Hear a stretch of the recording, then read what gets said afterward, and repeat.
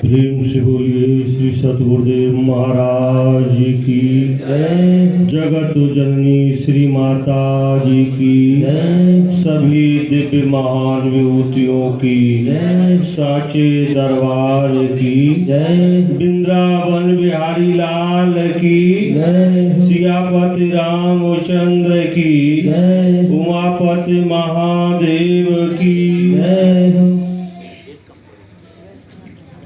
वंदो दीन दयाल हरि कृपा सिंधु सुखधाम जगदीश्वर प्रभु हंस को मेरा कोटि कोटि प्रणाम। तो गुरुरे ब्रह्मा गुरुरे विष्णु गुरुर्देवो महेश्वरा गुरुर साक्षात् परब्रह्म तस्मै श्री गुरुवे नमः।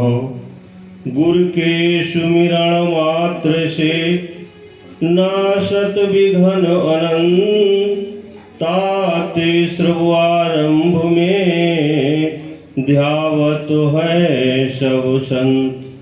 गुरु को कीजे वंदना भाव से बारंबार नाम किनो का से कियो जिन भव जल से पार।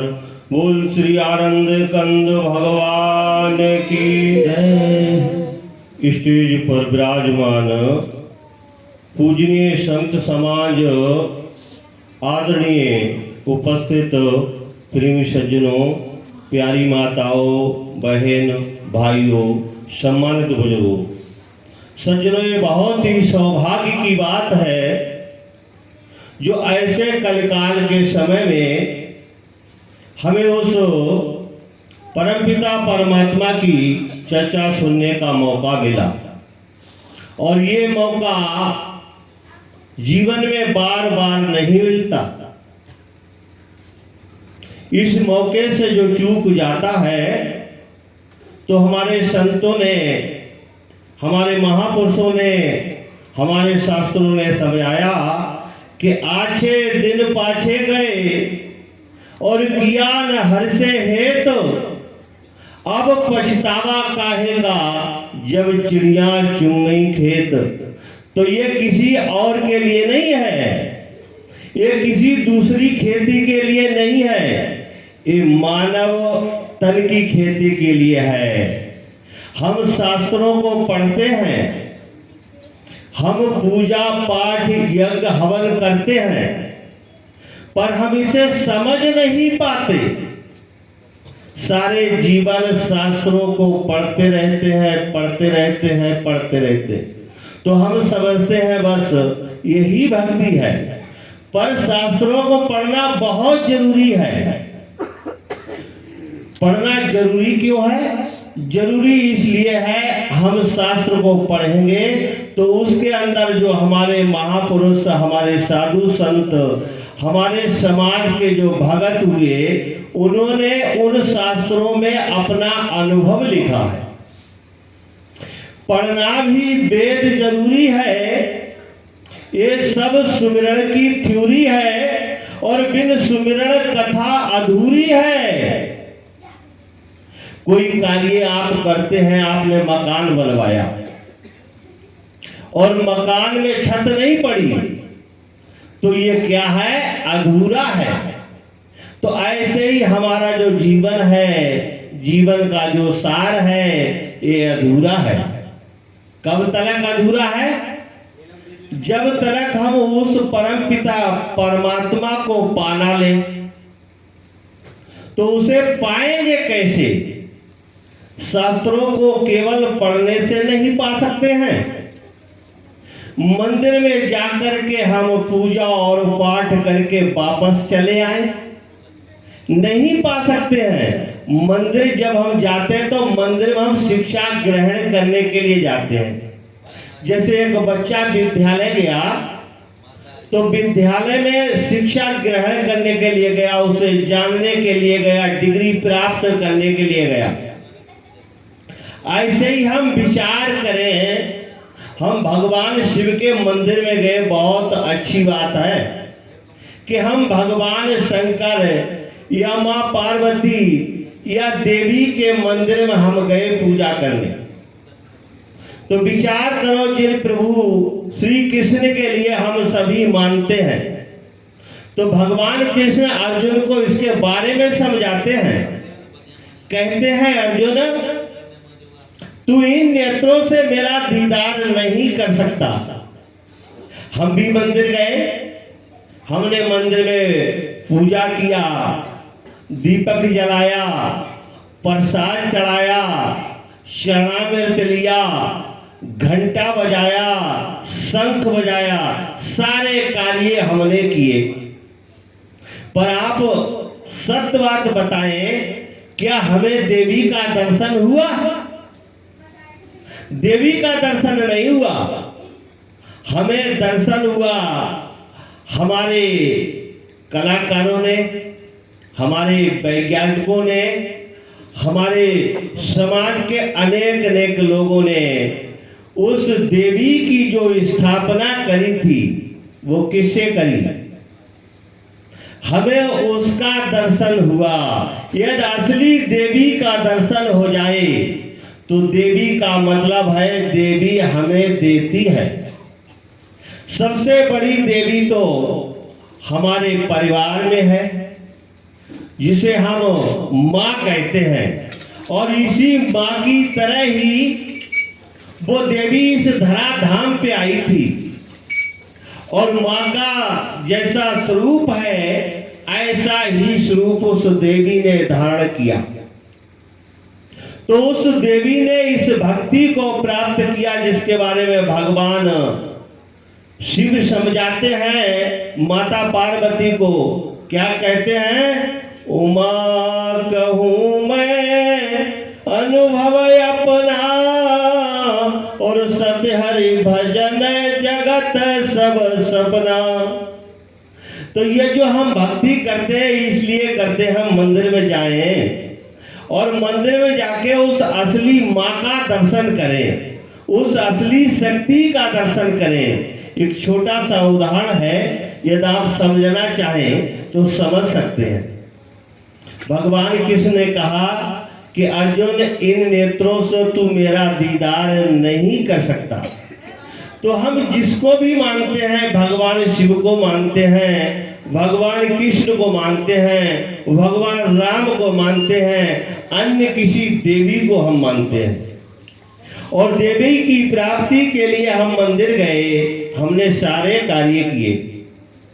सारे कार्य करने के बाद जैसे हमने उस देवी को या अपने किसी भी अन्य इष्ट को मत्था नवाया, तो विचार करना कि हमारी ये आंखें स्वतः अपने आप ही बंद हो जाती हैं। कभी हमने विचार किया कि हमारी आंखें क्यों बंद हो गईं? आंखें तो परमपिता परमात्मा ने हमें देखने के लिए दी, पर वहां पे जाने के बाद हमारी नहीं। आप देखना, कहीं भी मत्था न मारा तो आपकी आंखें स्वतः ही अपने आप बंद हो जाएंगी। आंखों का इशारा है कि जिसका तू दर्शन करना चाहता है, जिसका तू दीदार करना चाहता है, वो तेरे अंदर है। तू अपनी इन आंखों को बंद कर, और तेरे अंदर एक तीसरा नेत्र है, दिव्य नेत्र है, चुच्च नेत्र है, ज्ञान नेत्र है, प्रकाश नेत्र है। उस नेत्र को जब तू गुरु के द्वारा उस ज्ञान की प्राप्ति करने के बाद जब तेरा नेत्र खुलेगा, तो तुझे उस असली देवी का दीदार होगा। वही कृष्ण को, वही अर्जुन था, वही कृष्ण थे। जब तक ज्ञान प्राप्त नहीं किया तो अर्जुन क्या मानता था? भगवान कृष्ण को अपना सखा, संबंधी, रिश्तेदार, बिरादरी, साला मानता था। और जब अर्जुन को ज्ञान हुआ तो कृष्ण वही थे, दूसरे नहीं थे।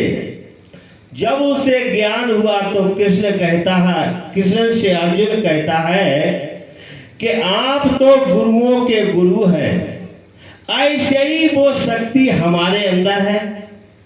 आज हम संसार में भटकते भटकते अपने जीवन को, सारा जीवन हमने बर्बाद कर दिया। रामायण क्या कहती है? इस मनुष्य तन के लिए ये बार बार नहीं मिलता, बड़े भागी मानुष तन पावा, सुर दुर्लभ सद ग्रंथ लगावा, और साधन धाम मोक्ष कर द्वारा, और पाही न तेई परलोक सवारा। ऐसे शरीर को पाकर के, ऐसी योनि को पाकर के, यदि हमने इस मनुष्य तन में अपना कल्याण नहीं किया, उस परमपिता परमात्मा ईश्वर को नहीं जाना, तो हम 84 लाख योनियों में भगवान को नहीं जान सकते। ये सोच केवल मनुष्य के अंदर है। मनुष्य तन में ही आप उस परमपिता परमात्मा ईश्वर को जानते हैं। तोसा बांध गहिल को रख ले और चलने की तैयारी कर ले। चलती बेरा आयरी सखी, तेरे को पकवान बनावे वो, और साची मान सहेली, एक दिन प्रीतम लेने आवे वो। कौन सा प्रीतम लेने आएगा? हम बार बार सुनते हैं, पढ़ते हैं, तुम हो एक अगोचर, सबके प्राणपति। आ माने नहीं, गोचर माने इंद्रियां। हम इन इंद्रियों से उस परमपिता परमात्मा ईश्वर का दर्शन नहीं कर सकते। तो हम कैसे करें? हमने माला खूब घुमाई, माला फेरत युग गया, पाए न मन का फेर, और कर का मण का डाल दे, मन का मण का फेर। माला मन से लड़ पड़ी, क्या तू फेरे मोए, और मन की माला फेरते घट उजियाला होए। जब हमारा ये मन उस परमपिता परमात्मा के नाम में, ईश्वर के नाम में लगेगा, इस माया की तरफ से जब हटेगा, तो तुम्हारे हृदय के अंदर प्रकाश होगा, और वो प्रकाश भगवान कृष्ण कहते हैं वही मेरा वास्तविक स्वरूप है। हम संसार में ऐसे उलझ जाते हैं। जब हम माँ के गर्भ में थे, ऐसा गहीर रास्ता था, छोटा रास्ता था, तब हम भगवान प्रभु का भजन करते थे, उस ईश्वर का भजन करते थे। और हम यहाँ आ गए तो हम भूल गए। विचार करो, हमने कौल किया है, उस परम पिता परमात्मा से इकरार किया है, जब तक रहे माता के उदर में, जपत रहे हरि हरि का नाम, और बोले भगवान हमें उबारो, भजन करेंगे आठों याम। तो हम भजन करेंगे कैसे? हमने जाना ही नहीं कि भजन कैसे होता है। हम तो संसार की देखा दूनी, कोई मंदिर जाता तो मंदिर जाने लगे, पर पूछा नहीं कि भाई आपको प्राप्त किया हुआ, वहां जाने से क्या प्राप्त हुआ। तो प्राप्त करने की जगह है सबसे बड़ा मंदिर। जब हम सत्यनारायण स्वामी की कथा करते हैं तो विद्वान ब्राह्मण क्या समझाते हमें? और तेरे पूजन को भगवान बना मन मंदिर आलीशान, तेरे पूजन को भगवान बना मन मंदिर आलीशान, तेरे पूजन को भगवान बना मन मंदिर आलीशान, तेरे पूजन को भगवान बना मन मंदिर आलीशान, बना मन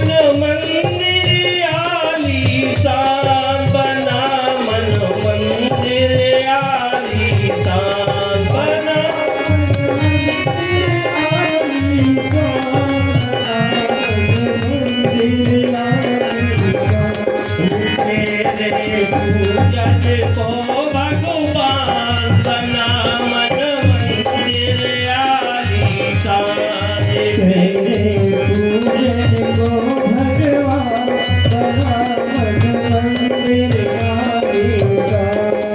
किसने जानी तेरी माया, किसने जानी तेरी माया, किसने वेद तुम्हारा पाया, किसने वेद तुम्हारा पाया, ओ किसने वेद तुम्हारा पाया, किसने वेद तुम्हारा पाया। ओ हारे ऋषि मुनि धरि ध्यान बना मन, हारे ऋषि मुनि धरि ध्यान बना मंदिर आलीशान। बना मन मंदिर आलीशान, बना मन मंदिर आलीशान, बना मन मंदिर आलीशान, मन मंदिर आलीशान। तेरे पूजन को भगवान बना मन मंदिर आलीशान। तेरे पूजन को भगवान बना मन मंदिर आलीशान। बना मन मंदिर आलीशान, बना मन मंदिर आलीशान, बना बना मन मंदिर आलीशान, बना मन मंदिर आलीशान, बना मंदिर आलीशान, बना आलीशान। किसने जानी तेरी माया, किसने जानी तेरी माया, ओ किसने जानी तेरी माया, किसने किसने जानी तेरी माया, ओ किसने वेद तुम्हारा पाया, किसने किसने तुम्हारा पाया। ओ हारे ऋषि मुनि धरि ध्यान बना मंदिर आलीशान, हारे ऋषि मुनि धरि ध्यान बना मन मंदिर आलीशान। तू है जल में, तू है थल में, तू है जग में, तू है तन में, तू है जल में, तू है थल में, तू है जल में, तू है तन में, तू हर पात पात चारण में, तू है पात पात तेरो रूप अनूप महान बना मन मंदिर आलीशान। तेरो रूप अनूप महान बना मन मंदिर आलीशान। तेरे पूजन को भगवान बना मन मंदिर आलीशान। तेरे पूजन को भगवान बना मन मंदिर आलीशान। बना मन मंदिर आलीशान, बना मन मंदिर आलीशान, बना मन मंदिर आलीशान, बना मन मंदिर आलीशान। बना मन मंदिर आलीशान, बना मन मंदिर आलीशान, बना मन मंदिर आलीशान, बना मन मंदिर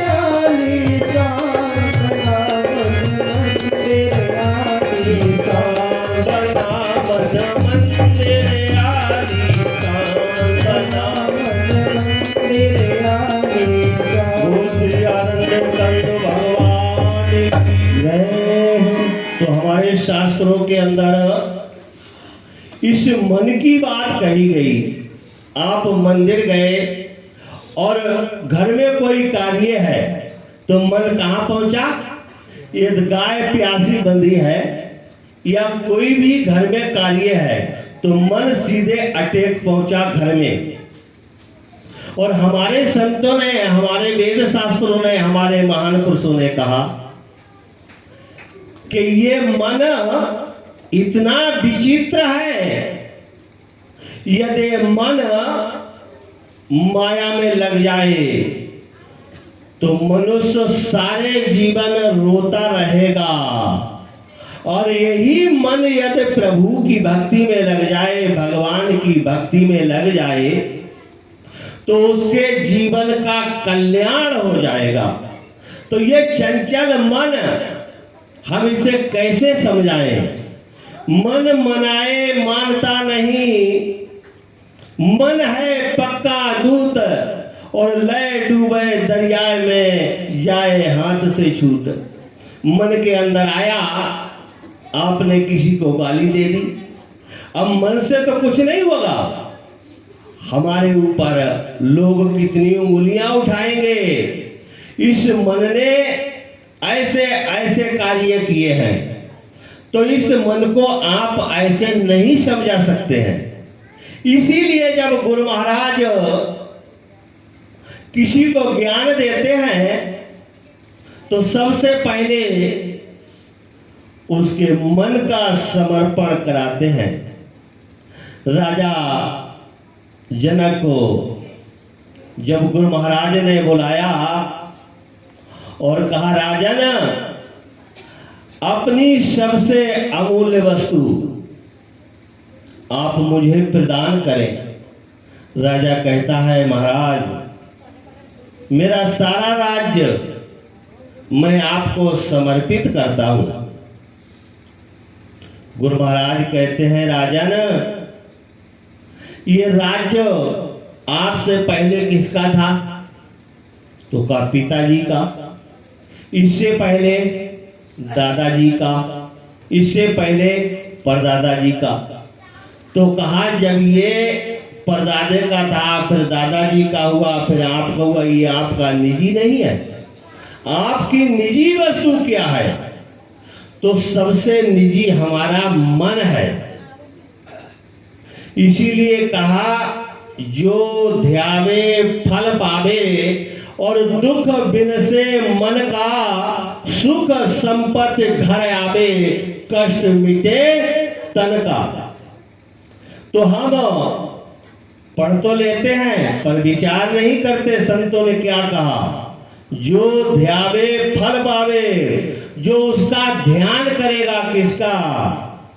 ज्योति स्वरूप परमात्मा का। तो जब ज्योति स्वरूप परमात्मा का जो ध्यान करेगा, उसके मन का कष्ट, मन का दुख अपने आप ही समाप्त हो जाएगा। और हमारे मन का ही दुख है। हम पड़ोसी से अपने मन से परेशान है तो दुख हमारा मन हमें देता है। तो हम अपने मन को समझा सकते तभी हैं किसी गुरु की शरण में, महापुरुष की शरण में जाकर के हम अपने मन को उनके शरणों में समर्पित कर दें, अपने मन की बिल्कुल नहीं चलाएं, तो हमारे अंदर उस परमपिता परमात्मा का दीदार होगा, दर्शन होगा। तो बहुत बहुत धन्यवाद आपकी सभी शाखा के कार्यकर्ताओं को और इस नगरी को और इस नगरी के जितने भी भक्तगण हैं। हम कहते हैं उस परमपिता परमात्मा की कृपा बनी रहे इन पे, और इन्हें ऐसे ही इस कली काल के समय में सत्संग मिलता रहे, इनके जीवन का कल्याण हो। तो हम ज्यादा ना कहते हुए अपनी वाणी को यहीं पे विश्राम देते हैं। आगे पूजनीय महात्मा जी आपको अच्छी तरह से समझाएंगे। पर प्यारी माताओं, मेरा एक कहना है आपसे, आज हमारे देश की दिशा क्या हो रही है, और ये दिशा किसी दूसरे के हाथ में नहीं है, ये आप लोगों के हाथ में है। आप अपने बच्चों में ऐसे संस्कार डालें, सुबह उठ के आप अपने वरिष्ठों के जब चरण छुएंगे, अपनी सास के, अपने ससुर के, अपने जेठ के, अपने पति के, तो ये बच्चे देखते हैं कि हमारी माँ क्या करती है। वो संस्कार यदि इनमें पड़ गए तो क्या होगा? जननी जने तो भक्त जन, या दाता या सूर, और नाय तो जननी बांझ रहे काय गमावे नूर। हमारी भक्ति, हमारी इज्जत, हमारा सम्मान आप लोगों के हाथ में है। यदि आपने अपने बच्चों का संस्कार संभाल दिया तो हमारा देश सुधर जाएगा, हमारा जीवन सुधर जाएगा, हमारा भविष्य सुधर जाएगा। तो बोल श्री आनंद कंद भगवान की, श्री सद्गुरुदेव महाराज की, जगत जननी श्री माता जी की। मैं अपनी वाणी को यहीं पे विराम देता हूँ।